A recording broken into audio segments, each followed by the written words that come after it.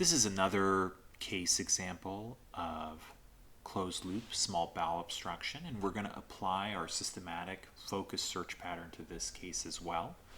And as we can see, to start, we have all our reformats up so we can corroborate all of our findings as we need to.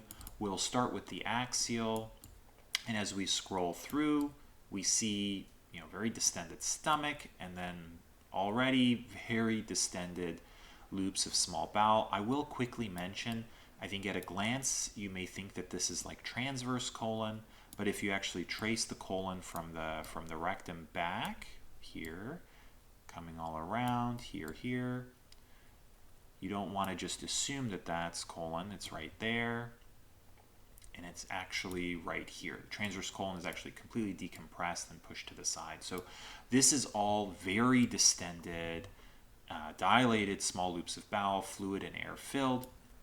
And now, so we already are very suspicious that there is small bowel obstruction.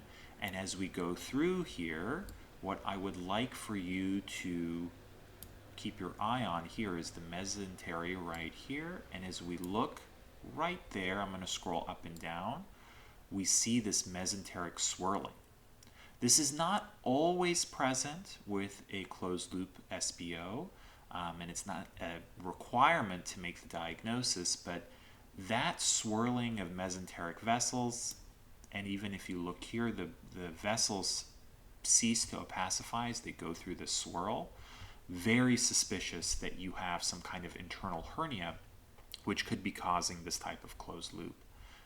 And then, now as we see the swirling, we should look. We have the arrow sign here. We see one loop of small bowel that goes through this swirl, and then there's a transition point right there. And then if we scroll up, we'll see that there is a second transition point right here for the other end of the loop that goes through the same swirl. So it's a very large closed loop. It's a large portion of small bowel that's affected, but it is an isolated loop nonetheless, where if you scroll through, you see one side is going through this presumed internal hernia, and then the other side is going through there. So it is an isolated closed loop, two transition points, not immediately next to each other, but incorporated in that same swirling of mesentery.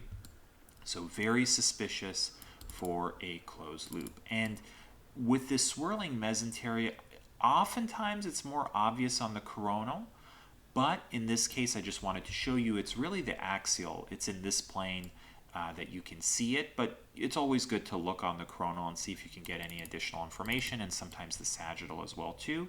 But this swirl and these transition points really are most obvious on that axial, as we saw. Now, we have seen the two transition points. We see swirling mesentery, very suspicious for an internal hernia. We have a clear small bowel obstruction. Now we want to look for evidence of bowel compromise, and especially when we get deeper in the pelvis, we see all of this non-enhancing, poorly enhancing bowel. It looks inflamed, edematous, indistinct walls and portions. So this becomes very suspicious for bowel wall ischemia.